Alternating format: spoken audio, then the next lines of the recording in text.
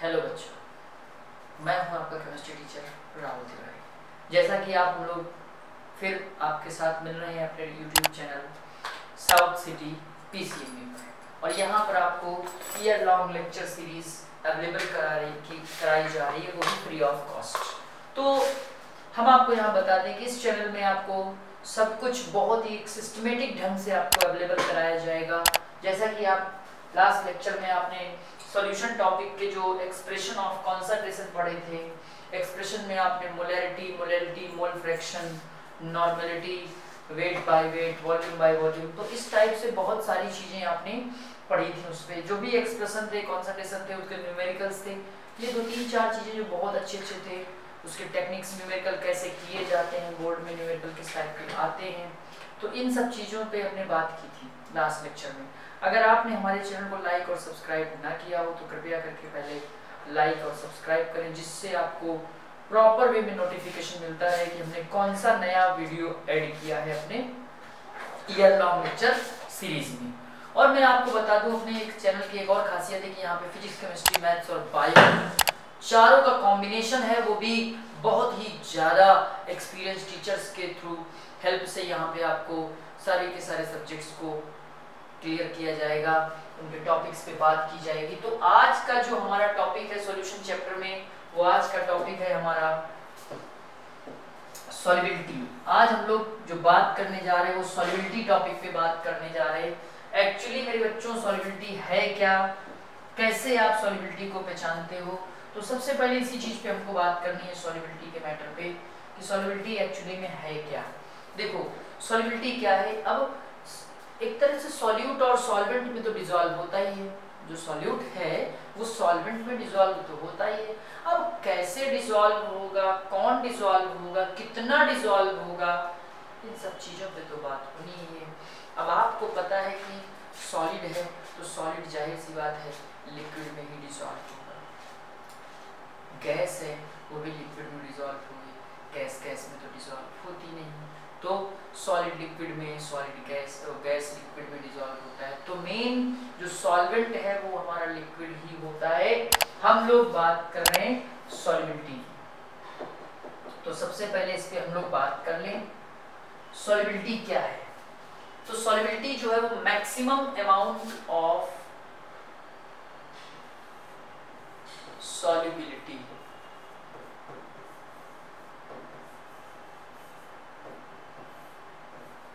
maximum amount of solute dissolved in 100 gram of the solvent, this is called solubility. Maximum amount of solute dissolved in 100 gram of solvent called solubility. अब ये solubility जो है वो दो part में classify की जाएगी। पहली तो आपकी solubility of solid in liquid, दूसरी solubility of gas in liquid। जो solubility है वो गैस इन लिक्विड है, और दूसरी है solubility solid in liquid। तो अब सॉलिड इन लिक्विड और गैस इन लिक्विड का मैटर क्या है भाई? जाहिर सी बात है, दो टाइप के आपके जो सॉल्वेंट होते हैं वो हमारे दो टाइप के होते हैं।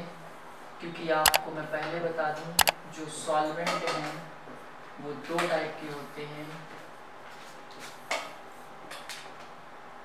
पोलर और दूसरा नॉन पोलर।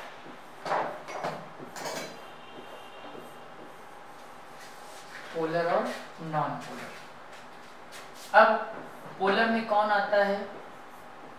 वाटर आता है, ठीक, और नॉन पोलर में ऑर्गेनिक सॉल्वेंट आते हैं। ऑर्गेनिक सॉल्वेंट आते हैं। तो इस टाइप से ये पोलर और नॉन पोलर सॉल्वेंट होते हैं। और ये जो हमको, चूंकि सॉल्युबिलिटी पे अगर हम लोग बात कर रहे हैं तो हमारे पास कौन कौन से फैक्टर होते हैं जो सॉल्युबिलिटी को हमेशा अफेक्ट करेंगे। तो जो फैक्टर हैं, जो सॉल्युबिलिटी को अफेक्ट करते हैं वो फैक्टर्स कौन कौन से होते हैं। भाई जाहिर सी बात है, अगर हम चाहे सॉलिड को लिक्विड में डिसॉल्व करें या लिक्विड को गैस को लिक्विड में डिसॉल्व करें, तो ये फैक्टर्स ही हैं जो मेन इंपॉर्टेंट होते हैं। तो फैक्टर में सबसे पहले आता है नेचर ऑफ सॉल्यूट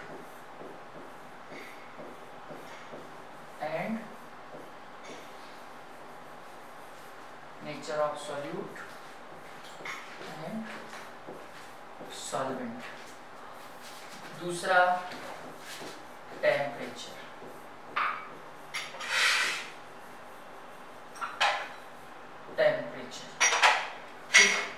टेम्परेचर भी एक बड़ा फैक्टर होता है। अगला होता है प्रेशर,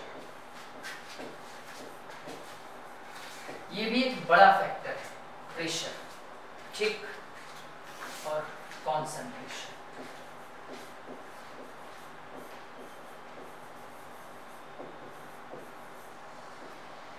कॉन्सेंट्रेशन तो इस टाइप से ये हमारे पास सॉल्युबिलिटी की जब बात हो रही है, सॉल्युबिलिटी हमने कहा ना सॉलिड की लिक्विड में और गैस के लिक्विड में सॉल्युबिलिटी होती है। तो सॉल्वेंट जो सॉल्युबल करने वाले होते हैं वो हमारे पास पोलर और नॉन पोलर होते हैं।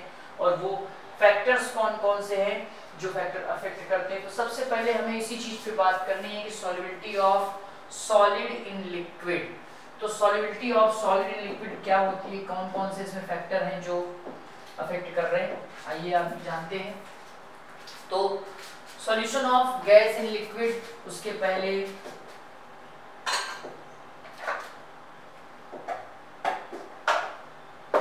सॉलिड इन लिक्विड की जो सॉल्युबिलिटी है, ये आपको मैं बता दूं कि फैक्टर में जैसे मैंने कहा कि अगर सबसे पहला जो फैक्टर है नेचर ऑफ सॉल्वेंट, नेचर। तो नेचर के लिए मैं आपको बता दूं एक वर्ड होता है लाइक,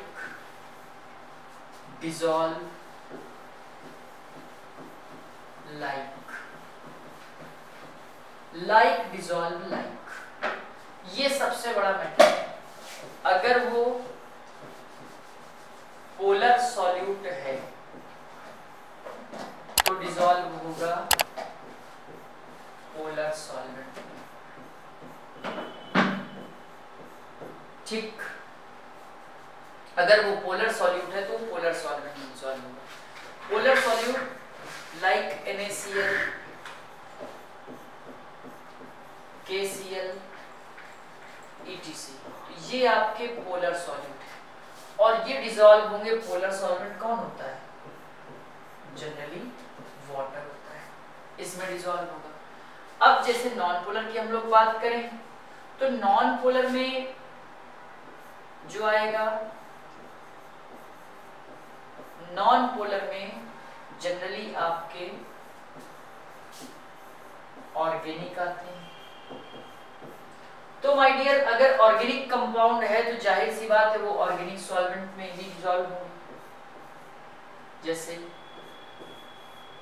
बेंजीन, CCl4, एसीटोन। तो जैसा सॉलिड है वो वैसे ही सॉलिड में डिसॉल्व होंगे, ये बात है नेचर की। तो लाइक, डिसॉल्व, लाइक, सॉल्युबिलिटी जो है वो लाइक, डिसॉल्व, लाइक पे डिपेंड करती है, ठीक। तो लाइक, डिसॉल्व, लाइक पे डिपेंड करती है। और इसके बाद जो डिसॉल्व, इसमें डिसोल्यूशन में जो आता है वो सबसे पहले अगर हम लोग बात करें तो ये आपकी पोलर और नॉन पोलर की बात हो गई। अब जब पोलर नॉन पोलर की बात हो जाती है तो अब दूसरा फैक्टर आता है टेम्परेचर का, कि टेम्परेचर का क्या फैक्टर है। तो आपको solubility of solid in liquid की अगर हम लोग बात करें तो टेम्परेचर देखो दो तरह से होता है। एक होती है एक्सोथर्मिक रिएक्शन और दूसरी होती है एंडोथर्मिक रिएक्शन।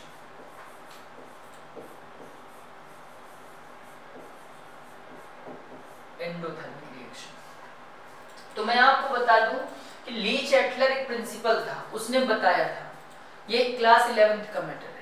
ली चैटलर प्रिंसिपल बताता है कि अगर रिएक्शन एक्सोथर्मिक है और आपने टेम्परेचर बढ़ाया तो रिएक्शन रिवर्स हो जाएगी। इसी टाइप से अगर आप देख रहे हो कि किसी सॉल्यूट को सॉल्वेंट में डाल रहे हो और उससे ऑलरेडी एनर्जी रिलीज हो रही है और एक्सोथर्मिक रिएक्शन वो दिखा रहा है, उस केस में अगर आपने उस पर और ज़्यादा टेम्परेचर बढ़ा दिया तो सॉल्युबिलिटी डिक्रीज कर जाएगी, क्योंकि एक्सोथर्मिक केस में ये होता है। ठीक, एक्सोथर्मिक केस में ये होता है कि सॉल्युबिलिटी तुरंत डिक्रीज कर जाएगी। ठीक, लेकिन इसी के जस्ट अपोजिट एंडोथर्मिक की अगर हम लोग बात करें तो एंडोथर्मिक के केस में सॉल्युबिलिटी इंक्रीज करती है। ठीक, एक्सोथर्मिक के केस में सॉल्युबिलिटी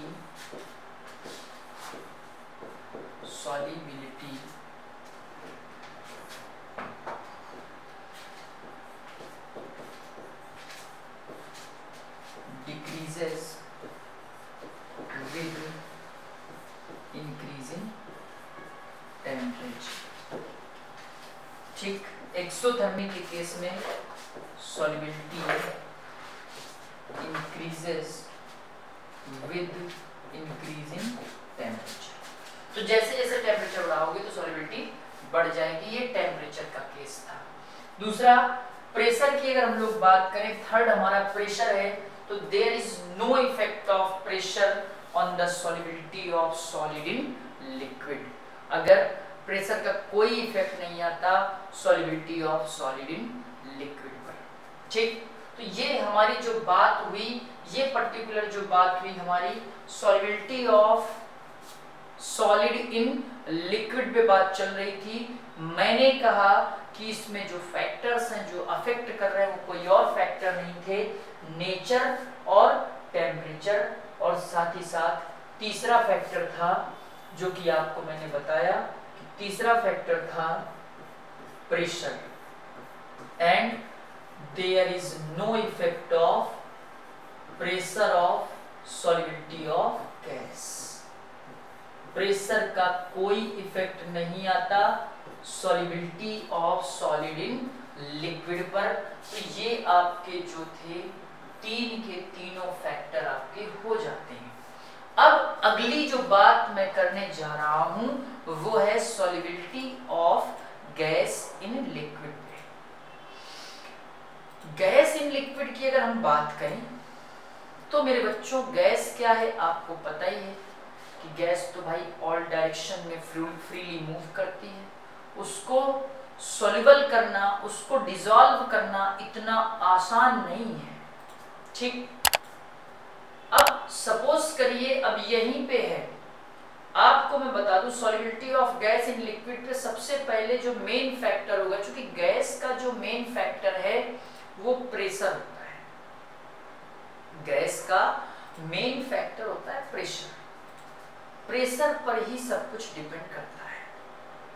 हेनरी एक साइंटिस्ट था, इसीलिए हेनरी ने अपना एक लॉ दे दिया, बोला solubility of a gas in liquid is directly proportional to partial pressure of the gas. अरे भाई इतना तो हम भी जानते हैं, हेनरी ने कौन सी नई बात बता दी है?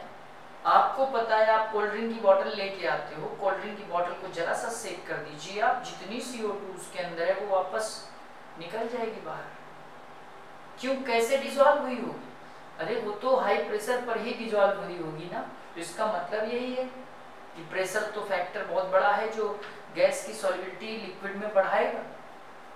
माय डियर चिल्ड्रन, तो आपको ये ध्यान देना होगा, हेनरी ने कोई नई बात नहीं की थी, आपके लेवल की बात की थी कि solubility of a gas in liquid is directly proportional to pressure of the gas. अगर आप प्रेशर बढ़ाते हो तो सॉल्युबिलिटी गैस की लिक्विड में बढ़ जाती है। आइए 2 मिनट जरा बात कर लेते हैं इसी पे। सबसे पहले solubility of gas in liquid. आइए, तो solubility of gas in liquid, the number of moles of the gas that saturate 1 liter of solution at a given temperature, it can be expressed in mole fraction और m और small m, जिसको कि आप लोग molarity बोलते हैं। कि gas की जो सॉल्युबिलिटी लिक्विड में है उसको आप या तो मोलैरिटी से डिनोट करिए, मोलैलिटी से डिनोट करिए या मोल फ्रैक्शन से डिनोट करिए। यही इसके गैस की लिक्विड में सॉल्युबिलिटी को एक्सप्रेस करने के यूनिट हैं। आगे आ जाइए, factors affecting the solubility of gas in liquid. Non polar gases, जो नॉन पोलर गैसेस हैं like helium, hydrogen, oxygen, nitrogen etc are soluble, less soluble than polar gases. ये जो गैसेस होती हैं ये बहुत कम सॉल्युबल होती हैं लोअर टेम्परेचर पर इन the comparison of non polar polar gases. अब पोलर में कौन कौन सी आती हैं? पोलर में आपकी CO2 आती है, H2S आती है, NH3 आती है, HCl आती है। तो ये गैसें ज्यादा डिसॉल्व होती हैं मेरे बच्चों, क्योंकि मैं आपको बता दूं अगर वाटर में इनको डिसॉल्व करोगे तो वाटर का नेचर भी पोलर होता है और ये गैसेस का नेचर भी पोलर होता है, इसीलिए लाइक डिसॉल्व लाइक। ठीक, ये तो आप खुद ही समझ गए हो। ठीक, तो ये गैस की बात हो गई। Temperature, dissolution of a gas in a liquid as an exothermic process, so the solubility of gas decreases with increasing temperature according to Le Chatelier principle. ये बात मैंने आपको बेटा बताई थी पहले ही। ली चैटलर प्रिंसिपल के अकॉर्डिंग अगर आप टेम्परेचर बढ़ाते हो एक्सोथर्मिक रिएक्शन के केस में, ऑलरेडी गैस जब लिक्विड में डिसॉल्व होती है तो एक्सोथर्मिक प्रोसेस होता है, और अगर आप उस कंडीशन में, उस सिचुएशन पे अगर आप टेम्परेचर बढ़ाते हो तो सॉल्युबिलिटी डिक्रीज कर जाती है गैस की। ठीक, ऐसा ली चैटलर ने बोला। प्रेशर, मेन फैक्टर यही है, pressure. With increase in pressure solubility of a gas increases. जैसे जैसे प्रेशर बढ़ेगा वैसे वैसे solubility of gas in liquid भी बढ़ेगी।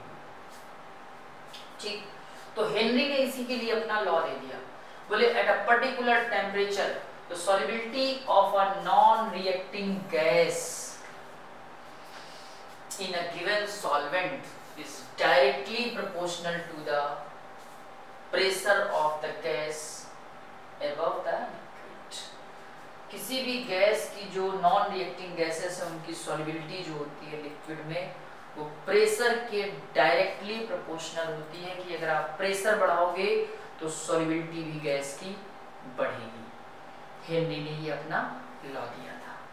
तो देखिए, मास ऑफ गैस M और pressure of the gas P above the solution temperature is constant, then M is equal to, मैंने बताया ना कि M is equal to K into P। KH क्या है? Henry constant. M क्या है? Mass of the gas. P क्या है? प्रेशर। ठीक, अब आपके जो गैस का मास है उसको हम लोग किससे मेजर करेंगे? सॉल्युबिलिटी को किससे मेजर करेंगे मेरे बच्चों? तो उसका भी तो कॉन्सेंट्रेशन मेजर किया जाएगा कि कितनी गैस सॉल्युबल हुई है, तो उसको मेजर करने के लिए हम लोग कुछ ना कुछ यूनिट का यूज करेंगे कॉन्सेंट्रेशन के। तो उसमें सबसे बेटर यूनिट आएगा मोल फ्रैक्शन। तो मोल फ्रैक्शन के टर्म्स में अगर निकाला जाएगा तो कहा जाएगा कि on the other hand Henry states that, जो आपकी Henry states that partial pressure of a gas is directly proportional to mole fraction of the gas at a constant temperature। तो P is equal to आ जाएगा KH into X gas। ये आपके पास आया है matter.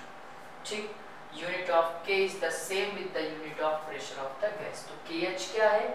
KH आपका Henry law constant है। KH आपका Henry law constant है। ठीक, याद रखिएगा। अब effect of temperature on solubility of a salt, इस चीज के लिए तो मैंने पहले भी बात की थी, अभी इसके बाद फिर से इस पे बात करेंगे। उसके पहले हम लोग गैस की ही बात कर रहे थे।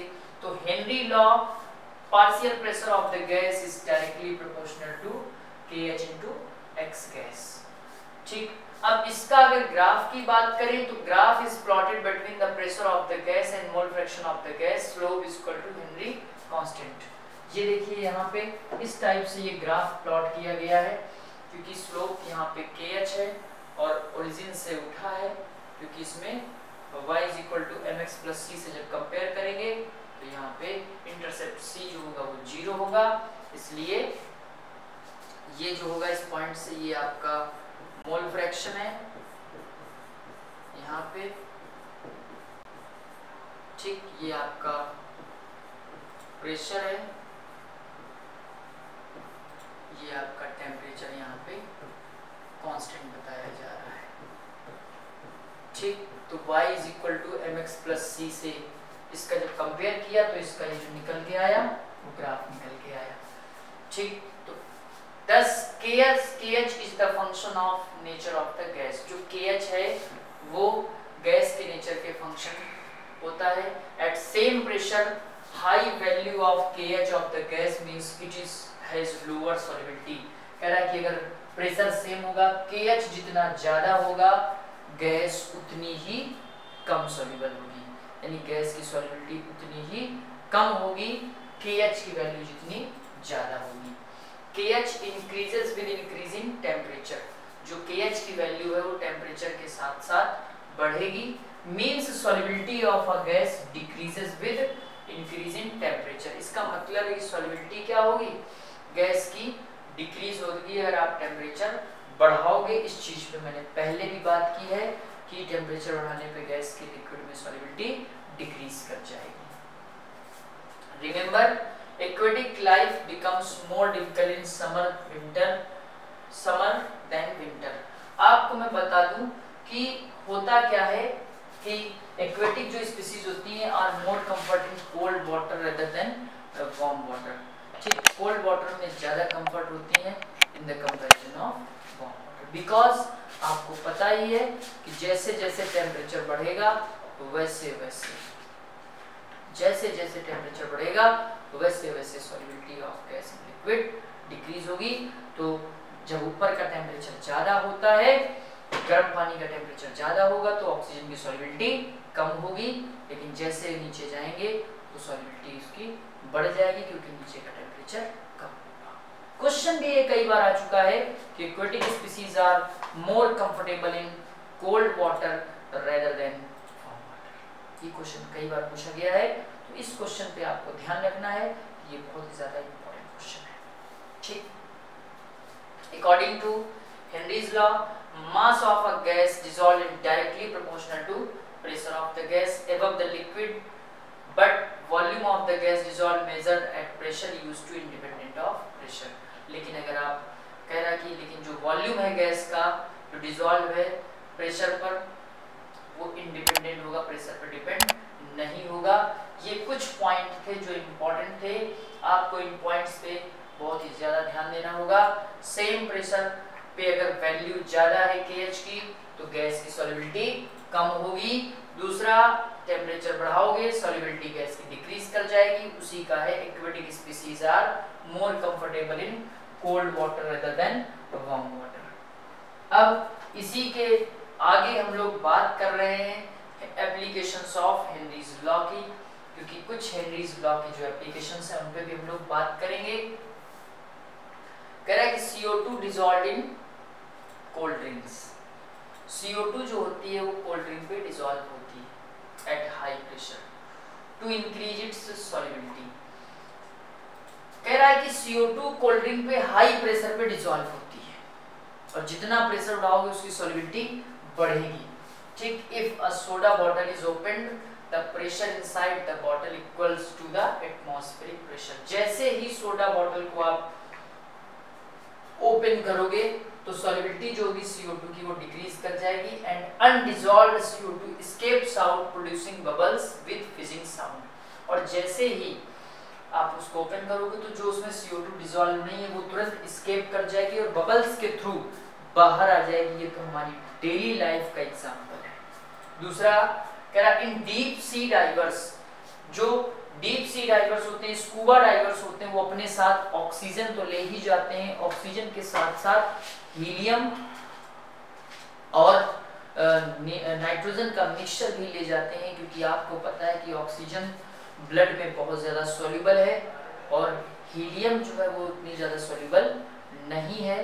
तो जैसे ही हीलियम सॉल्युबल होती नहीं है इसीलिए हीलियम को ले जाते हैं, क्योंकि अगर ऑक्सीजन ज़्यादा सॉल्युबल हो गई तो वेन्स पे प्रेशर बढ़ेगा और जब वेन्स पे प्रेशर बढ़ेगा तो वेन्स स्वेल करेंगी और वेन्स के बस्ट होने का खतरा बढ़ जाएगा। इसीलिए हीलियम का मिक्सचर ले जाते हैं ऑक्सीजन के साथ, नाइट्रोजन को भी कम लिया जाता है।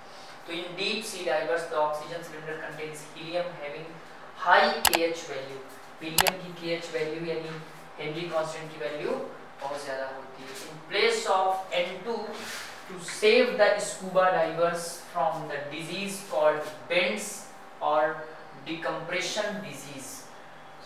बेंड्स नाम की डिजीज से बचा लेता है, यानी जो प्रेशर बढ़ेगा तो जो वेन्स हैं उन पे प्रेशर बढ़ेगा, स्वेल करेंगी, फट जाएंगी। इसीलिए हम लोग का मतलब जो स्कूबा डाइवर्स हैं वो लोग ऑक्सीजन के साथ हीलियम का यूज करते हैं। बार बार इस चीज को मैं रिपीट इसलिए कर रहा हूँ क्योंकि माय डियर चिल्ड्रन ये क्वेश्चन कई बार एग्जाम में आया है 1 मार्क्स में कि why the scuba diverse uses the mixture of helium and oxygen for breathing. तो भूलिएगा नहीं, इस क्वेश्चन को नोट डाउन जरूर कर लीजिएगा क्योंकि ऐसे ही हम बीच बीच में आपको क्वेश्चंस बताते रहेंगे। जिस समय टॉपिक चल रहा होता है उस समय क्वेश्चंस भी माइंड में रहते हैं कि कौन सा क्वेश्चन किस ईयर में बना था, कौन सा बना था, क्योंकि ऑलरेडी मैं आपको बता देना चाहता हूँ कि मैं लगातार आज 10 साल से बोर्ड करेक्शन पे जा रहा हूँ, CBSE और ISC के करेक्शन पे। पहले कुछ साल CBSE और बाद में लगातार ISC काउंसिल के थ्रू कंटिन्यूसली मैं बोर्ड करेक्शन करता हूँ। इसलिए क्वेश्चंस का एक एक पैटर्न, आंसर कितना लिखना चाहिए, इन सब चीज़ों का एक ब्रीफली नॉलेज मैं आपको दे सकता हूँ। तो इसके लिए आपको बने रहना है हमारे YouTube channel South City PCMB पर। और भूलिएगा नहीं, मैं हूँ आपका केमिस्ट्री टीचर राहुल तिवारी। आगे चलते हैं अपने टॉपिक की तरफ। आगे कह रहा है कि in the lungs partial pressure of O2 is high. जो पार्शियल प्रेशर O2 का होता है लंग्स में बहुत ज्यादा होता है। It combines the haemoglobin of blood to form oxy haemoglobin. In the tissues partial pressure of O2 is low, so O2 is released from oxy haemoglobin, function of the cell. एक ये भी है आपका। दूसरा, atmospheric pressure at high altitudes is low. आपको पता है कि वो माउंटेनियर्स होते हैं, माउंटेनियर्स जब हायर पोजीशन पे जाते हैं, जब माउंटेन्स पे चढ़ते हैं तो होता क्या है, धीरे धीरे जब वो ऊपर पहुंचते तो ऊपर का प्रेशर तो आप लोग जानते हैं कि कम होता जाता है। जैसे जैसे प्रेशर कम होगा तो अब प्रेशर पे ही डिपेंड करती है ऑक्सीजन की सॉल्युबिलिटी। तो जैसे जैसे प्रेशर कम होगा तो सॉल्युबिलिटी अपने आप कम होती जाएगी। अब जब सॉल्युबिलिटी कम होगी तो ऑक्सीजन उतनी प्रॉपर तरीके से मिल नहीं पाएगी, और जब प्रॉपर तरीके से ऑक्सीजन नहीं मिल पाएगी तो जाहिर सी बात है थिंकिंग और अंडरस्टैंडिंग कैपेसिटी डिस्ट्रॉय होगी। और जब थिंकिंग और अंडरस्टैंडिंग कैपेसिटी डिस्ट्रॉय होगी तो जाहिर सी बात है वो छटपटाएगा और प्रॉब्लम में आ जाएगा। इस डिजीज को मेरे बच्चों हम लोग बोलते हैं एनॉक्सिया। एनॉक्सिया तो आपको बता दें, atmospheric pressure at high altitudes is low, so O2 pressure in human blood and tissues are less, so people at high altitude feel weak and are unable to think properly. This is a disease called anoxia. इस disease को हम लोग anoxia बोलते हैं।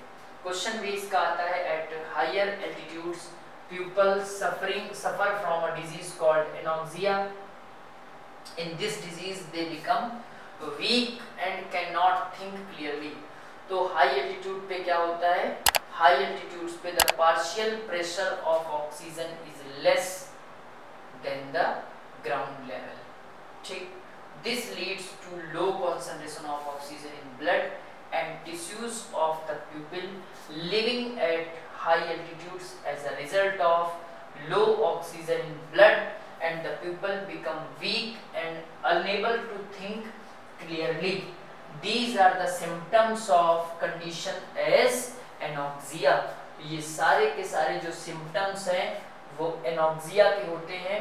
तो इस तरह से आपको मैंने बताया कि कैसे ऑक्सीजन की सॉल्युबिलिटी ब्लड में होती है, और ये सारे के सारे जो एप्लीकेशन है वो हेनरी लॉ के अंदर आते हैं। तो ये आपकी solubility of solid in gas थी। इसके बाद सॉल्ट की सॉल्युबिलिटी पे बात कर लेते हैं 2 मिनट। ठीक, कि जैसे आपके पास effect of temperature on solubility of salt. अब सॉल्ट अगर हमारा सॉल्युबल होता है तो कैसे होता है, जैसे देखिए, if dissolution of an ionic solute in water is endothermic, अगर आप किसी आयनिक सॉल्यूट को वाटर में सॉल्युबल करते हो तो वो एंडोथर्मिक होता है, मींस वो हीट को एब्जॉर्ब करता है। ठीक, the solubility of salt increases with increase in temperature according to Le Chatelier principle. मैंने आपको पहले भी बताया कि टेम्परेचर जैसे जैसे बढ़ाओगे ली-जैटलर प्रिंसिपल के अकॉर्डिंग टेम्परेचर बढ़ाने पे सॉल्युबिलिटी भी इंक्रीज कर जाती है। ठीक, if dissolution of an ionic solid in water is exothermic, जो आयनिक सॉल्यूट है वो वाटर में कुछ होते हैं जो एक्सोथर्मिक प्रोसेस को करते हैं, जो हीट रिलीज करते हैं, तो सॉल्युबिलिटी ऐसे सॉल्ट की टेम्परेचर इंक्रीज करने पर डिक्रीज हो जाती है, क्योंकि ली-जैटलर प्रिंसिपल बोलता है कि एक्सोथर्मिक के केस में टेम्परेचर नहीं बढ़ाना चाहिए, नहीं तो सॉल्युबिलिटी डिक्रीज कर जाएगी। Just opposite of endothermic case. आगे कह रहा है कि कुछ एक और दो केस हैं। इन केस ऑफ Na2SO4, ठीक, Na2SO4 के केस में अगर बात करें .10H2O, solubility increases with increasing temperature, but if I'm heating at 32 degrees Celsius and above, it changes into Na2SO4। तब अगर हीट कर दोगे इतने पे तो वो अपने वाटर को, जो अपना ये क्रिस्टलाइजेशन ऑफ वाटर है, इसको लूज कर देगा। उस कंडीशन पे अगर आपने और ज्यादा हीट किया तो सॉल्युबिलिटी क्या कर जाएगी, डिक्रीज कर जाएगी। तो ये हमारी सॉल्युबिलिटी किसकी थी, सॉलिड इन लिक्विड की थी, सॉरी हाँ, solubility of salt in liquid की थी, टेम्परेचर का इफेक्ट था। तो इस तरह से आज जो हमारे पास टॉपिक आया, हमने आपको इस टॉपिक पे बात की, हेनरी लॉ के पूरे, और हेनरी लॉ के कुछ टॉपिक्स थे, एप्लीकेशंस थे, इन सब पे हमारी बात हुई आज। और आगे का जो टॉपिक होगा हमारा वो वेपर प्रेशर होगा, राउल्ट्स लॉ होगा, ideal and non ideal solution होगा, जो कि बहुत ज़्यादा इम्पोर्टेंट है। और आपको अगर उस टॉपिक पे ध्यान देना है तो बने रहना होगा हमारे साथ, हमारे YouTube channel South City PCMB पर, क्योंकि यही वो चैनल है जो आपको year long lecture series available कराएगा, वो भी free of cost, without any cost के। तो my dear children, thank you and have a nice day. मैं हूं आपका केमिस्ट्री टीचर राहुल तिवारी।